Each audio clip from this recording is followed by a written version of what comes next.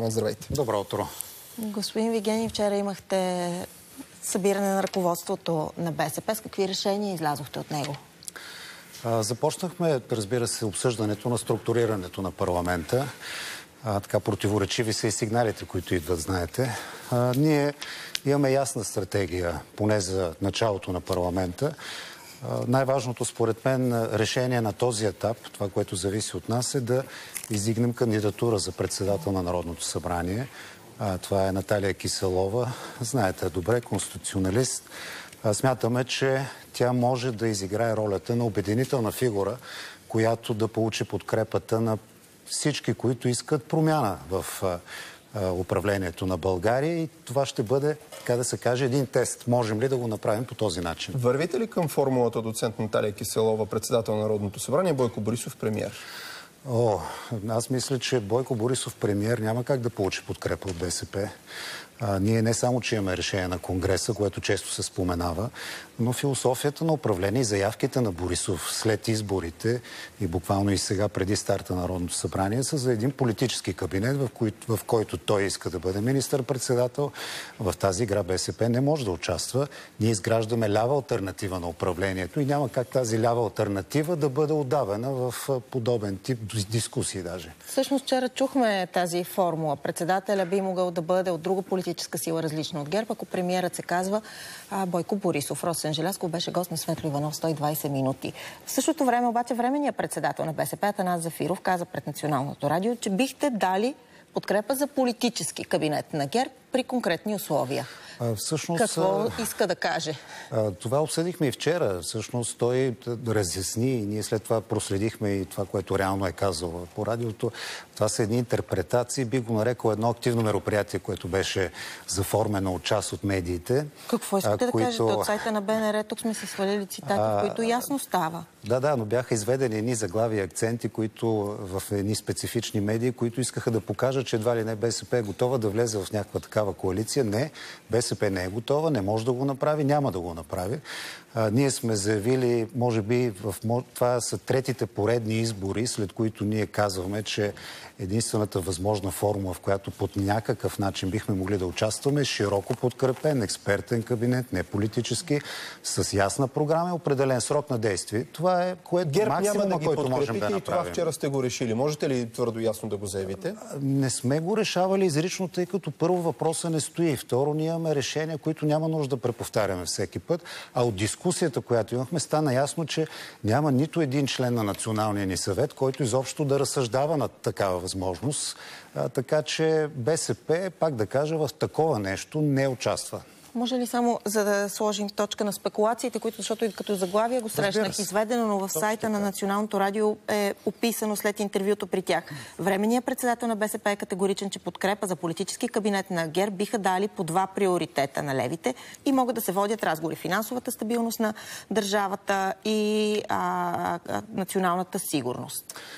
Сега... Съкратих цитата. Да, добре. Аз не мога да тълкувам неговите думи точно как са интерпретирани. Предполагам, че имал предвид, че ако има такъв кабинет, по тези теми бихме могли да подкрепим евентуални действия, тъй като все пак ние не сме някаква крайна опозиция, винаги сме били разумни и винаги, когато имал добри решения, сме ги подкрепили. Така че според мен, общо взето това вероятно е била логиката на разсъждение, но разбира се, в тази среда всяко такова нещо се интерпретира по този начин. Аз ви казвам какво смята БСП и Националния ни съвет, уточнявам го във връзка и с тези въпроси. За да няма интерпретации и възможни спекулации, какво пък отговорихте на декларацията на Продължаваме промяната Демократична България за санитарен кордон около партията на Делян Пеевски?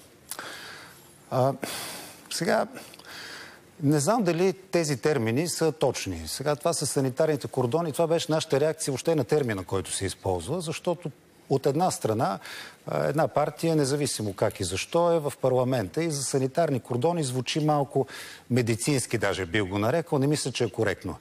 Но моето мнение е, че наистина в момента сме в ситуация, в която Делян Пеевски и формацията му са поразклатени.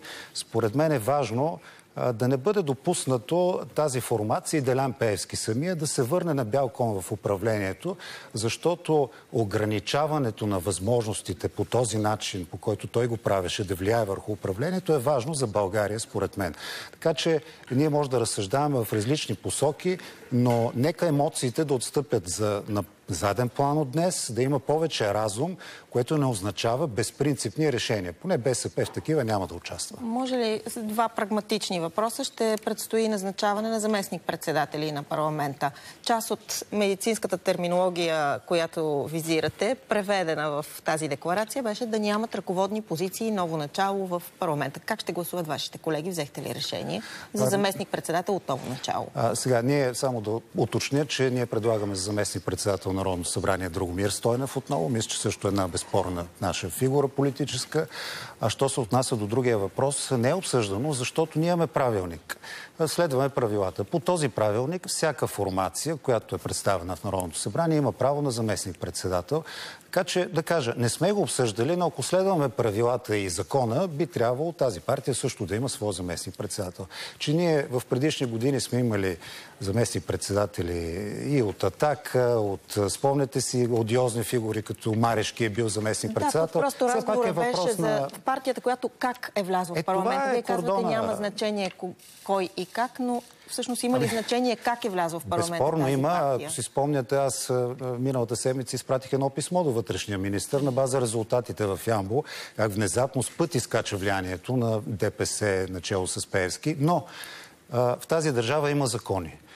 Тези закони изискват, така както вече беше направено, да има искане за касиране на изборите, ако се докажат тези нарушения. Ако това се случи, това вече е друг въпрос. До тогава нека да стъпим на закона. Така че аз казах моето мнение. Смятам, че се споделя и от партията в огромна степен.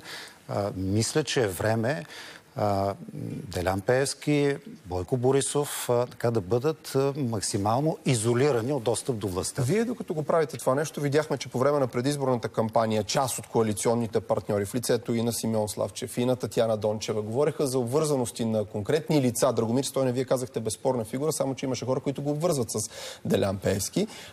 Вчера това е направил и Румен Овчаров, доколкото виждаме. Той казва, сегашното ръководство на БСП е готово да обслужва ГЕРБ и ДПС ново начало. Защо толкова много хора с леви убеждения откриват такава връзка, господин Вигенин? Не мога да ви кажа защо я откриват.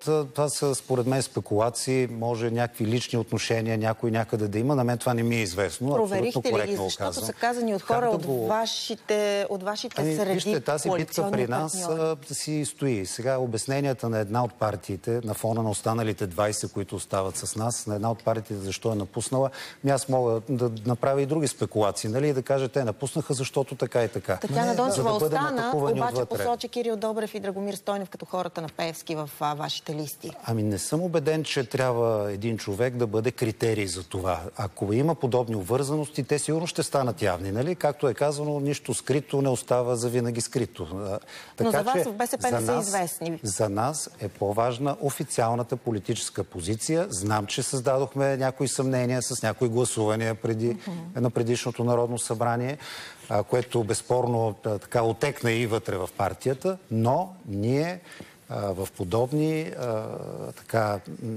схеми няма да допуснем БСП да влезе и това го казвам категорично. БСП няма да обслужва Пеевски. Важно е това, че го казвате и така ясно, надявам се чули вашите думи. Какво цели този протест, който днес ще наблюдаваме на симпатизанти на ДПС ново начало? Това е част от политическата борба. Това е начинът, по който те сигурно искат да изразят своето мнение за този натиск, който се оказва върху тях.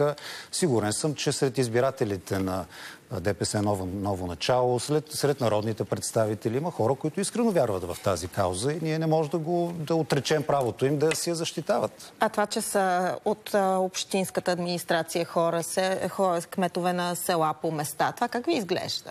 Трябва да видим дали е така.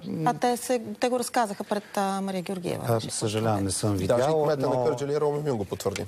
Ами то е една от хора политически активни. В края на краищата кметовете са политически фигури преди да станат кметове, така че не мога да давам оценка. Щом искат, нека да дойдат и да протестират. Вие виждате ли опит за, как кажа, цялостна дестабилизация? Питаме ви през прочита и на ГЕРБ, и на Продължаваме промяната за събитията пред Народния театър, които и от двете партии ги четат като подготовка за протеста днес. Аз не виждам връзка, честно казвам. Абсолютно различни неща са и не мога да си представя, че може да има връзка между протест срещу едно културно събитие и протест за нещата, които се случват политически в държавата. Каква е оценката на БСП за протеста срещу културното събитие? Не сме обсъждали този въпрос, да ви кажа честно. От една страна, хората имат право да протестират, щом не харесват това. Разбира се, всеки протест трябва да бъде мирен. Това мога да кажа. Оттам нататък всеки да си прави пък изводите. Щом има такава обществена реакция, значи нещо се е счупило някъде. Но в никакъв случай не трябва да се допуска насилие и агресия. Това е ключовия въпрос. Иначе, демократична държава сме, всеки има право да протестира. Благодарим ви. Днес зорко ще следим събитията пред, вътре и около Народното събрание. Между другото и около сградата на Старото Народно събрание, която в момента е в ремонт, също ще имаме картина и ще имаме